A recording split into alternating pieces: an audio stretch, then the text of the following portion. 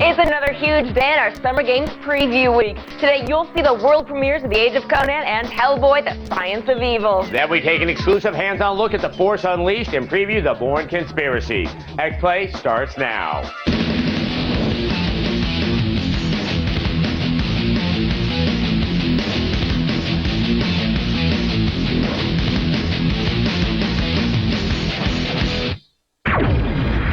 Greetings and welcome to X-Play, the only video game show that cares enough to send the very best. I'm Morgan Webb. And I'm Adam Sessler. And we're coming to you from the GeForce Studios in Los Angeles on Thursday, May 1st, day 4 of our Summer Preview Week. And later on in the show, we'll take an exclusive look at two humans' unique character classes. But first, let's rope in the top headlines in today's old-fashioned news roundup, otherwise known as the Gaming Update.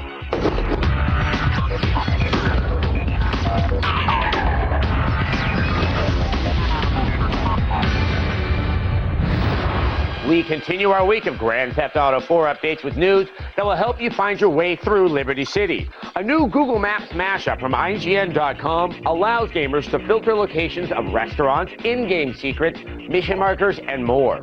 Meanwhile, Rockstar's cash printing franchise has become the fastest-selling day one game in UK history, selling through 609,000 copies in 24 hours. In other GTA news, Rockstar Games is being called out by the Mothers Against Drunk Driving organization. Working to prevent underage drinking, Mothers Against Drunk Driving is asking the ESRB to reclassify Grand Theft Auto 4 as an adult-only game because the game includes missions that allow players to drive while under the influence of alcohol. A portion of the statement released by the organization simply says, quote, "Drunk driving is not a game and it is not a joke." Okami for the Wii has finally hit store shelves, but the game appears to be missing credits for the team who originally developed the game for the PlayStation 2. The Wii version of Okami is missing credits for the game's director and the entire team who worked at the now dissolved Clover Studios. Capcom has responded to the incident, saying the original credits had to be removed for legal reasons. Matt Damon has revealed the real reason he withdrew his involvement from the upcoming video game The Bourne Conspiracy. Damon says he was against the idea of an action shooter and instead lobbied for the game to be more like the point-and-click PC adventure Myst. Damon says he would have preferred to see interesting puzzles that would help reveal the mysteries of his character's amnesia. All I have to say is, Matt, that is a terrible, terrible idea, like appearing in Euro Trip. And finally, Blizzard Entertainment has acquired the domain for Diablo3.com. The domain was originally the location of an unofficial fan site. Of course, Blizzard has made no official announcements at this time, but yay! That's it for today's gaming update. For more of the latest news, be sure to check out G4 On Demand or head over to our website, g4tv.com/xplay. Now let's go over to Morgan, who's on her way to be more machine now than woman, twisted and evil. Thanks, Adam. We all feel the pull of the dark side from time to time, and later this year, you'll be able to give in to those evil impulses and feel the thrill of executing Order 66 thanks to The Force Unleashed. And as a bonus, you get to play as Darth Vader for a level. In this X-Play exclusive, we take a look at the Wii version of this midichlorian-infused title.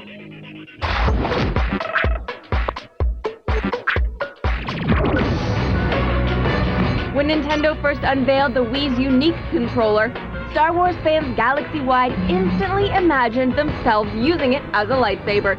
Fortunately for them, LucasArts has fulfilled their geek fantasies with the upcoming Wii version of Star Wars The Force Unleashed. We infiltrated their compound to get an exclusive hands-on demonstration of the Wii version's dual mode. I'm here at LucasArts with Dan Watson, and you are about to show me dual mode in The Force Unleashed. But I need some tips first. All right, so you got your Wii mode is your lightsaber. It recognizes 5 directions, left, right, up, down, and stab. And those are all different animations. Stab's going to be my favorite. It's really powerful, so if you can connect, it's good. And then the nunchuck's your force power, so you can do push and grip and lightning, and then those things combine together to make your combos. Of course, before you actually get to swing your sabers, you'll have to decide who to play as. So how many characters are we going to be able to choose from? I think people are, of course, really interested in who they're going to be able to be. Yeah, there's 27 different playable characters. A lot of those are from The Force Unleashed, and then there's ones from movies like Luke and Obi-Wan and Anakin, and then there's characters from the expanded Star Wars universe like Asajj and Mara Jade. I would feel bad beating up on Luke Skywalker. No, really, I think you can do it. You think I could find the dark side in my soul? You can find the dark side of your soul in 9 distinct stages. Some of them are new, but you may also find favorite locales from the classic films. Once you pick one, it's down to business. So we're gonna play in orbit, which is the TIE Fighter level. Right, so this is our TIE Fighter level. This is built on what you're gonna be playing in a single player game, but we built an arena that's just for dual mode. So there's hazards like the pit in the center, you can throw people in outer space, and lots of stuff in the environment to destroy. And there's also power-ups. Yeah, so dual mode features 5 different power-ups like temporary invulnerability or maximum force power. So you can run around and grab those and kind of change the balance of power as you're playing. But the gameplay isn't just about plucking power-ups. Dual mode encourages you to solve conflicts with your Jedi Force powers. By using grip, you can pick up objects, you can pick up people, and you can throw them. And then you can also combine those things together with more combos to do lots of damage, automatically throw things at people. Because I can lift up this crate here. Right. And then I can... And so if you point it at me and let go, it's going to throw right at me and do lots of damage. Some of the fun combos we have are pretty simple. A combo like just push plus lightning sends a big ball of energy out and takes somebody out. And you can reverse that. You can do lightning and push to charge somebody up and then zap them, and they go flying and they explode.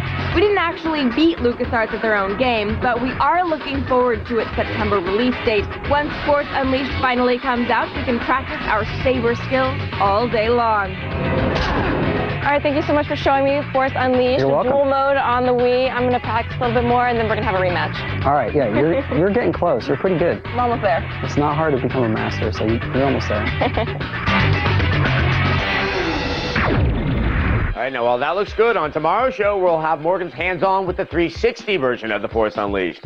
Now, MMOs can often be a mixed bag of lame fantasy-inspired settings, but what if you started with the rich world of Robert E. Howard and the world's most famous barbarian? Well, you get the Age of Conan, Hyborian Adventures by Crom. I swear this one looks pretty good.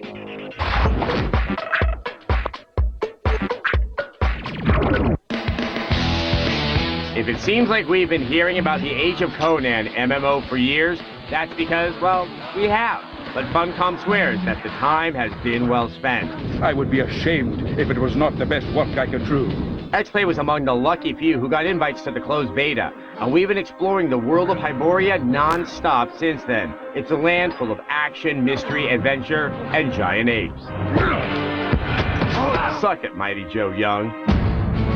Age of Conan Hyborian Adventures promises to have a host of features that will be new to veteran online RPGers. The one we've been hearing about most is the real combat system, which allows you to target 6 different directional attacks on your enemies. As you chain together combos, you can unlock faster attack speeds or more devastating damage. For the first 20 levels, you'll be confined to the Lobi Island Tortage. It's a typical starting area, complete with run and fetch it missions and plenty of trial and error.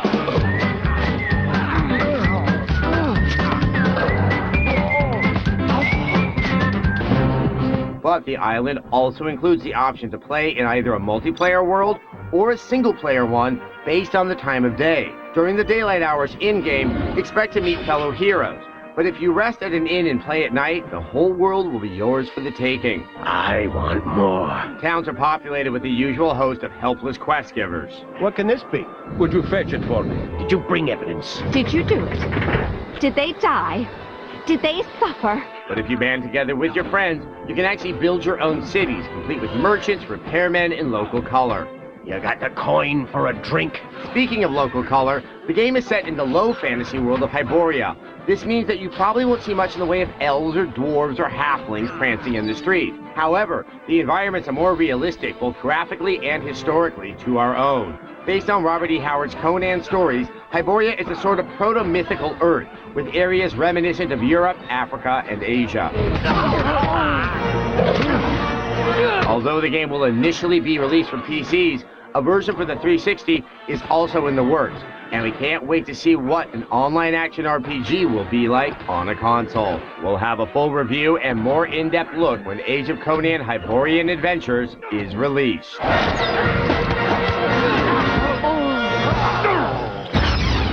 Part of the thrill of the Bourne movies is the visceral, fast-paced action. Now you too can feel the exhilaration of beating someone up with a magazine as you take control of Jason Bourne in High Moon's The Bourne Conspiracy. Here's our preview, now with less Matt Damon.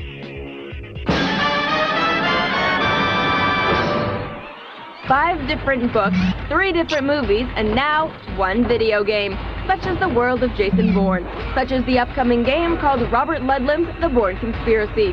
Well, the ultimate goal is for players to become Jason Bourne. We want to create an experience where players feel like Jason Bourne when he fights, when he shoots, when he's on the move, he's being chased, and when he's driving.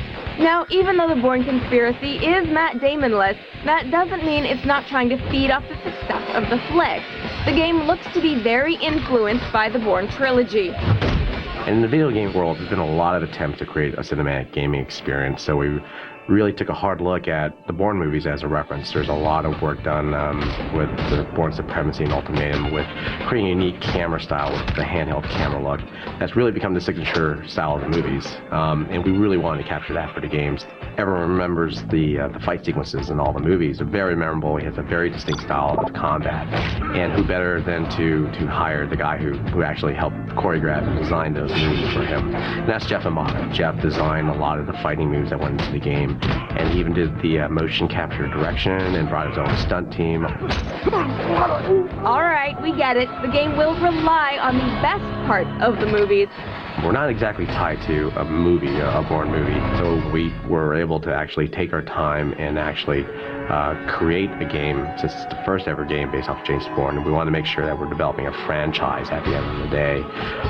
And we just really took the time and made sure that we really capture that experience of becoming the Jason Bourne character. The Bourne Conspiracy should be sneaking around outside your office in just a few months. We'll know more about its agenda then.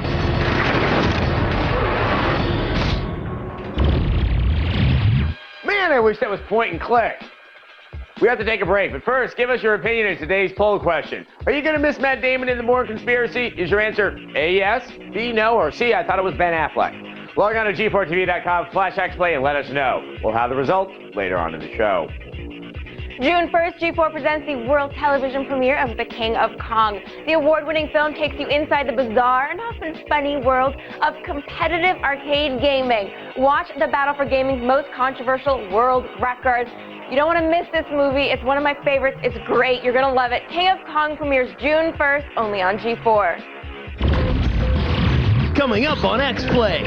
In a world premiere exclusive, we break down all of the new character classes for the cybernetically enhanced 2 Human. Then, we enlist in the Bureau for Paranormal Research and Defense and give you a first look at never-before-seen footage of Hellboy, the Science of Evil. X-Play's Summer Games preview continues right after this.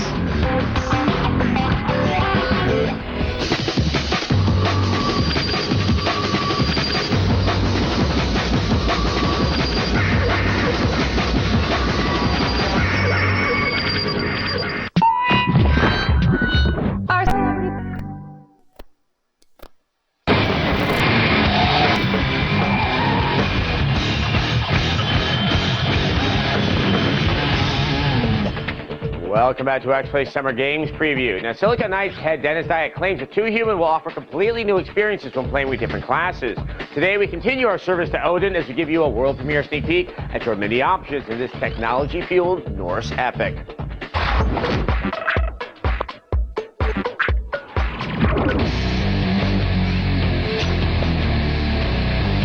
One of the coolest aspects of Silicon Knights' Nordic adventure is their desire for gamers to customize their own mythological experience through thousands of personal choices.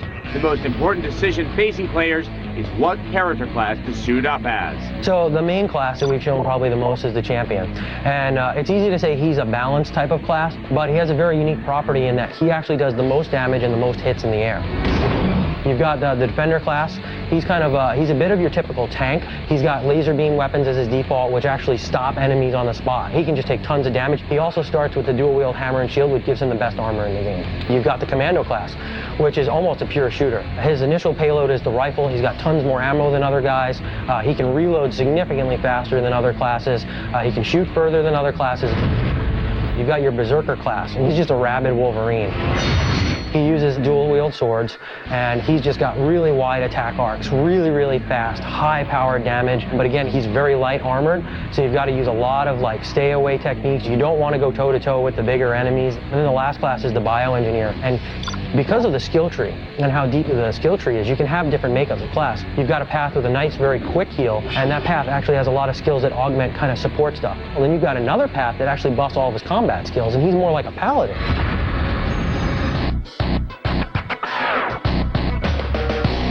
It really seems the game will play very, very differently depending upon your game style and the character classes. No, totally. I mean, there's so many variables. If you're, a tank class and you do want to go to town with your stats, you can get through most of the stuff with just kind of the basic pointing and attacking. With the champion, he's actually got an advantage of the air combat, and you actually gain combo meter faster by killing enemies with these kind of finesse attacks in the air. But if you're maybe a berserker who has very little hit points but just tears people apart in melee, those are the guys who want to slide, and try not to stop and stay on the move and use those techniques. I mean, there's so many variables. Like even for example, you can customize your camera style. So if you want to play the commando class who's a shooter and zoom right in, right behind him and play it like a shooter, you can do that. Well, it also sounds like you can take down enemies in different ways. So if you look at the trolls, you've got some twitch to it, you've got some RPG to it. So if you take the laser, which is great because you can concentrate fire, you can actually hit the troll, blast all the different body parts, take them out, and blast right through them with the laser. If you're, say, the berserker who doesn't want to get as close, you can actually jump up, just air combat his chest piece, and then get behind him and go ahead and mount him and kill him with melee from behind. If you're not quite as adept and not quite as twitched to be able to do that, you can even go another step further and shoot out the legs, which actually changes his turning mobility and then makes it even easier to get behind him. So you've got all these different techniques. We kind of empower the player when we put it in their hands. I think that's the real strength of the system. So whether you're a shooter, a slasher, or a little bit of both, you'll be able to test your muscle when Too Human comes out this year. Yeah, I cannot wait to get my hands on this game again. Now, if you want to hear what I really think about all games, check out Cesar's Soapbox. It's chock full of all of the stuff our lawyers won't let me say on TV. You can watch me below my top at g4tv.com/soapbox and see a new episode every Wednesday. This week, I talk GTA 4 and how the game might be as influential as GTA 3. So tune in and watch me say something semi-positive for a change. All right, when XPlay comes back, we'll have a world premiere look at Hellboy, the Science of Evil. I lovingly call him Big Red. But first, let's take a look at who rules Liberty City in today's leaderboard for Grand Theft Auto 4.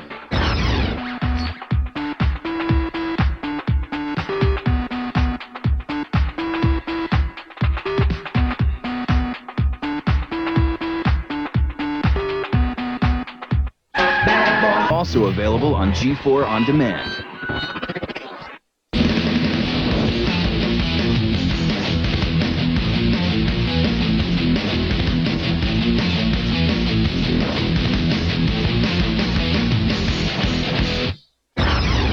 Welcome back to XPlay Summer Games Preview.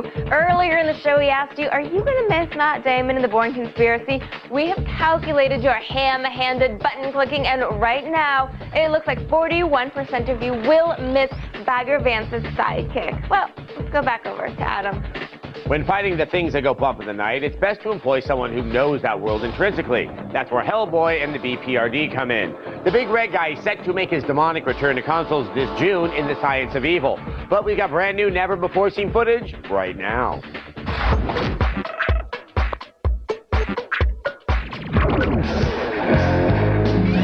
A demon brought to our world by Nazis, raised by the Allies, now fighting to protect the planet from doers of evil. Kinda sounds like the memoir of a Disney Channel star, but this is Hellboy, and he's back in Hellboy, Science of Evil. Sorry, I didn't recognize you. In this latest installment, our stony-fisted protagonist must defeat Hermann von Klempt, a crazy Nazi with an even crazier dream for complete world domination. But it's not just the National Socialist German workers that you're up against here. There are also supernatural beings aplenty. She takes, but always gives. Nice. With the help of your trusty fist, you'll beat the crap out of the undead. And as if having a right hand of doom just wasn't enough, you can even employ your chargeable power in a move where your hand is engulfed in flames, adding some extra punch to your punch. Of course, if you get tired of pummeling your enemies, you'll also be armed with a gun. And lucky for you, this gun often seems to know which type of ammo will best serve you in any situation. And better yet, If you put devastating finishing moves on your opponents, you're then able to steal their weapons. If you were a big fan of the movie, you'll be pleased to see that the characters are modeled closely after the film versions. The cast of the movie even provided the voices. On the plus side, my skin's staying on. The game also features 2-player online co-op where you can try playing as some of your other favorite characters, including Abe and Liz. So your summer is about to get a whole lot hotter and somewhat more Nazi-filled, because Hellboy Science of Evil is set for release on June 24th. This is where we stop this fun little chase. I'm out of breath, and you're out of time. That's 2 Hellboy adventures for the summer, 1 in the theater and 1 at home. And we've covered a lot of ground this week, but the best is yet to come. X-Play's Summer Games preview continues tomorrow night at 8. Here's what we've got coming up.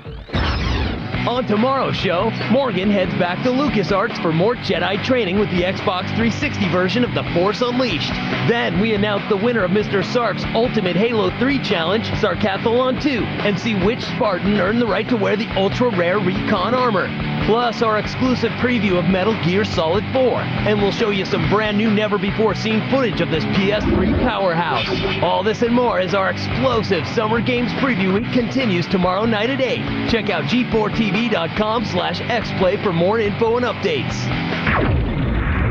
We also finish up our exclusive look at Too Human with a peek at the enemies and the art direction. Oh, the art direction is going to be cool to take a look at. That game, it's like the tattoos, but not really tattoos. I don't know, badass. See you next time. Thanks for watching.